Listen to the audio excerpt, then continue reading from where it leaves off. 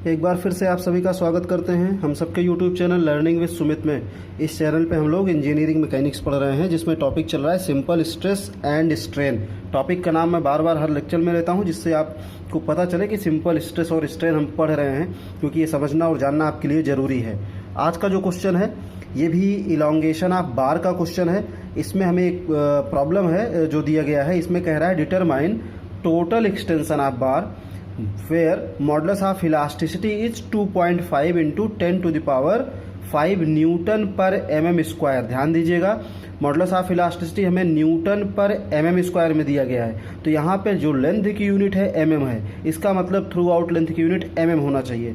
यहाँ लेंथ की unit first part में mm, सेकेंड पार्ट में mm, और जो डायमीटर दिए हैं इंडिविजुअल पार्ट की ये भी mm में है। तो हमें कहीं चेंज करने की ज़रूरत नहीं है। लेकिन यहाँ पे ये न्यूटन है और फोर्स हमारा किलो न्यूटन में है। तो हम क्या करेंगे, जहाँ भी ज़रूरत पड़ेगी इस फोर्स को न्यूटन में चेंज कर लेंगे, क्योंकि यूनिट हमारी थ्रू आउट सेम होनी चाहिए। अगर यहाँ पे न्यूटन कंसीडर करेंगे तो यहाँ पे न्यूटन में चेंज करेंगे, या अगर इसको किलो न्यूटन कंसीडर करेंगे तो फिर इसको किलो न्यूटन में चेंज करेंगे। यूनिट लेकिन थ्रू आउट हमें सेम करना पड़ता है। इस चैप्टर को जब से मैंने स्टार्ट किया है, आप सभी लेक्चर्स में देख रहे होंगे, यूनिट पे हमें ज़्यादा ध्यान देना पड़ता है। तो यहाँ पे देखिए, ये जो प्रॉब्लम है पिछली दो प्रॉब्लम से थोड़ा सा अलग है। क्या अलग है? अभी तक जो प्रॉब्लम मिलती थी उसमें कोई पार्ट फिक्स नहीं होता था, लेकिन यहाँ पे देखिए तो ये पार्ट फिक्स कर दिया गया है। फिक्स किया गया है तो यहाँ पे कुछ ना कुछ रिएक्शन डेवलप होगा। पूरे सिस्टम में एक हॉरिजॉन्टल फोर्स है 150 किलो न्यूटन। इसका मतलब यहाँ जो रिएक्शन होगा, हम मान लेते हैं कि इस पार्ट में जो रिएक्शन आ रहा है वो R है। वो कितना है? R है। और इस रिएक्शन फोर्स को हम फाइंड कर लेते हैं। हॉरिजॉन्टल फोर्स है तो यहाँ रिएक्शन भी हॉरिजॉन्टल आएगा, और इसको हम R से डिनोट कर रहे हैं। तो अगर हम इसमें सिग्मा Fx इक्वल टू 0 करेंगे तो R माइनस 150 इक्वल टू 0 होगा, यानी जो हमारा R आएगा ये कितना आ जाएगा? ये भी आ जाएगा 150 किलो न्यूटन। तो फर्स्ट पार्ट में जो फोर्स लगेगा वो कितना होगा? 150 किलो न्यूटन। एक बात और समझिए, अभी तक डायमीटर को आपने देखा था कि स्मॉल डी से कैपिटल डी से डिनोट करते हुए आ रहे थे, लेकिन यहाँ पे फाई से लिखा गया है। तो इन दिस चैप्टर जहाँ भी आपको इस तरह से फाई बना मिलेगा, उसके साथ कोई वैल्यू होगी, इस तरह से वैल्यू दी गई होगी, तुरंत बाद और कोई साइन नहीं है, फाई के बाद सीधे 40 है। तो ये फाई रिप्रेजेंट करेगा डायमीटर को, क्योंकि शियर स्ट्रेन को भी हम लोग फाई से डिनोट करते हैं। तो कंफ्यूज नहीं होना है आपको। इस तरह से अगर वैल्यू है, बिल्कुल फाई साइन के बाद आपको सीधे कोई वैल्यू दे दी जाती है, जैसे 40 है, 30 है, तो ये किसको रिप्रेजेंट करेंगे?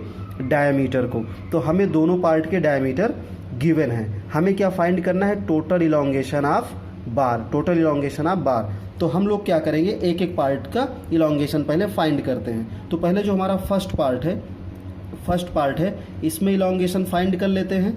तो फर्स्ट पार्ट की लेंथ कितना है? फर्स्ट पार्ट की लेंथ है 150 mm, और इस पे जो फोर्स आ रहा था R, ये कितना है? 150 किलो न्यूटन। हम लोगों ने R फाइंड कर लिया है। कितना फाइंड किया? 150 किलो न्यूटन। तो जितना इस तरफ फोर्स लग रहा है उतना ही क्या करेंगे? अपोजिट डायरेक्शन में लगा देंगे। तो ये भी हो जाएगा 150 किलो न्यूटन, और इसका डायमीटर कितना है? 40 mm। तो इलॉन्गेशन जब हम इसका फाइंड करेंगे तो डेल्टा L1 इक्वल टू हमारा हो जाएगा, फार्मूला क्या होगा? ये हो जाएगा P1 L1 अपॉन A1E। तो यहाँ से P1 कितना है? 150, लेकिन ये किलो न्यूटन में है, जबकि मॉडुलस ऑफ इलास्टिसिटी न्यूटन में है। तो हम इस किलो न्यूटन को चेंज कर लेंगे न्यूटन में, तो ये हो जाएगा 150 into 10 to the power 3। P1 और लेंथ कितनी है इसकी? इसकी लेंथ है 150 अपॉन A1। तो आप चाहो तो यहीं पे फार्मूला पुट करो, मैं A1 बगल में निकाल लेता हूँ। मैं पहले A1 यहाँ पे निकाल लेता हूँ। तो A1 जो होगा ये हो जाएगा हमारा π/4। डायमीटर कितना दिया है? 40 mm। तो π/4 इंटू 40 स्क्वायर। तो यहाँ से हमें A1 मिल जाएगा 1256.64 mm स्क्वायर। तो यहाँ पे A1 की वैल्यू पुट कर देता हूँ, 1256.64 इंटू मॉडुलस ऑफ इलास्टिसिटी कितना है? 2.5 इंटू 10 टू द पावर 5। और वैल्यू को कैलकुलेट कर लेंगे तो हमें जो फर्स्ट पार्ट है इसका इलॉन्गेशन मिल जाएगा। तो इलॉन्गेशन आ गया 0.0716 mm। तो ये आ गया इलॉन्गेशन आप फर्स्ट पार्ट। अब इसी तरीके से इलॉन्गेशन आप सेकेंड पार्ट फाइंड करते हैं। तो सेकेंड पार्ट हमारा, इसका वीडियो बनाते हैं सेकेंड पार्ट का। तो सेकेंड पार्ट की लेंथ कितनी है 100 mm। 100 mm ये लेंथ है सेकेंड पार्ट का। मैंने आपको दो तरीके से बताया है। ये तो लास्ट, इसमें दो ही पार्ट है, तो इसमें क्या करो लास्ट में देख लो कितना फोर्स है 150 किलो न्यूटन। तो उतना ही फोर्स इस तरफ लगा दो। लेकिन अगर अभी ये मिडिल पोर्शन होता तो हम क्या करते, हम चेक कर लेते ऑन द लाइन। यहाँ पे तो ऑन द लाइन कितना है 0 प्लस लेफ्ट साइड कितना है r, और r कितना है 150। तो इस पे हमें कितना फोर्स मिल जाता है 150 किलो न्यूटन। मतलब ये 0 और प्लस ये पीछे की तरफ r आ जाता है यहाँ पे। तो 0 प्लस r कितना 150। आप ऐसे भी चेक कर सकते हो, लेकिन ये लास्ट पार्ट था इसलिए लास्ट में ही चेक कर लिया। अगर ये 150 है तो ये भी कितना होगा 150, उसका अपोजिट यहाँ 150 आ जाएगा। तो दोनों तरीके हैं, आप जैसा चाहो। इसका डायमीटर दिया हुआ है 30 mm। तो इलॉन्गेशन जो आएगा डेल्टा L2 ये आ जाएगा आपका P2L2 अपॉन A2E। तो यहाँ से वैल्यूज़ को पुट करेंगे। P2 फिर से 150 इंटू 10⁻3। यहाँ 10⁻3 से क्यों मल्टीप्लाई कर रहे हैं, क्योंकि हमें जो फोर्स दिया है ये किलो न्यूटन में है, जबकि मॉडुलस ऑफ इलास्टिसिटी न्यूटन में है। दोनों सेम करने के लिए, एक जैसा करने के लिए इसको न्यूटन में चेंज कर रहे हैं P2 को। और इसकी लेंथ कितनी है 100 अपॉन A2। तो हम यहाँ A2 फाइंड कर लेते हैं। A2 फाइंड करेंगे तो ये हो जाएगा π/4 d2 स्क्वायर, और डायमीटर कितना है 30। तो 30 का स्क्वायर, आप चाहो तो डायरेक्ट यहाँ पुट करके कैलकुलेट कर लो।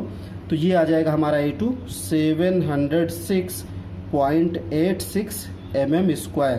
तो यहाँ पुट कर देते हैं A2 706.86 यहाँ यूनिट नहीं लिखा जाता है, A2 into modulus of elasticity. तो मॉडुलस ऑफ इलास्टिसिटी है 2.5 इंटू 10⁵। यहाँ से हमें मिल जाएगा डेल्टा L2 यानी सेकेंड पार्ट का इलॉन्गेशन। तो ये आ गया 0.0849 mm। अब क्या करेंगे, अब इसमें लगा देंगे, इसमें लगाएंगे हम लोग प्रिंसिपल ऑफ सुपरपोजिशन। तो प्रिंसिपल ऑफ सुपरपोजिशन हमें ये बताता है कि delta L of bar is equal to sum of elongation of each part. तो देख लेते हैं कौन सा टेंसाइल है। यहाँ पे टेंसाइल पॉजिटिव होता है, ये भी टेंसाइल है, ये भी पॉजिटिव। तो delta L1 plus delta L2 दोनों का सम कर देंगे तो हमें क्या मिल जाएगा, हमें मिल जाएगा इलॉन्गेशन ऑफ बार।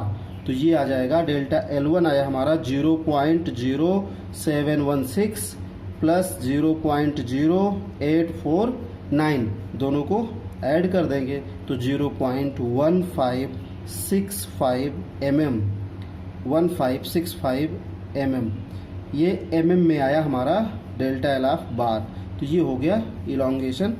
तो इस क्वेश्चन में ऐसा कुछ नहीं था। सबसे ज़्यादा मेन जो आपको ध्यान देना था वो इस रिएक्शन को फाइंड करना था। ऐसा इसलिए क्योंकि ये पोर्शन हमारा फिक्स था। तो एक ही फोर्स था, सिग्मा एफ एक्स 0 कर दिया, आर में पता चल गया। फर्स्ट पार्ट पे देखा ऑन द लाइन कितना फोर्स है 0, इसके लेफ्ट ऑन द लाइन कितना है आर, इसके लेफ्ट साइड कोई फोर्स नहीं था। तो जितना आर था उतना यहाँ पे लगा दिया, और इतना ही फोर्स अपोजिट डायरेक्शन में लगा देते हैं बैलेंस करने के लिए। सेकेंड पार्ट पे देखा on the line 0 plus left side कितना आर। मैंने आप लोगों को फार्मूला बताया, on the line plus left side देख लिया करो। लेकिन अगर वो लास्ट पार्ट रहता है तो केवल यहाँ भी देख के आप काम चला लेते हो। तो यहाँ पे 150, तो यहाँ 150, इसके अपोजिट इतना लगा दिया 150। तो इस तरह से इलॉन्गेशन ऑफ बार आ गया। उम्मीद करता हूँ आपके समझ में ये क्वेश्चन भी आया होगा। Thank you.